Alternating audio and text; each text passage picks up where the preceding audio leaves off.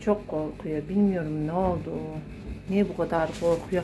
Bir kolu yaz boyu bir kolunun derisi yüzülmüştü. Birisi bir şey mi yaptı, bir yere mi sürtündü? Şimdi camı açsam polayacak. Verdim bir çay tabağı şey ama. Gel, gel.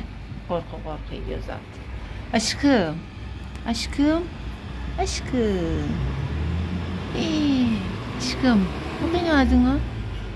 İyi, kalite virüs falan yok. Sadece siyahlık var, bir şey yok.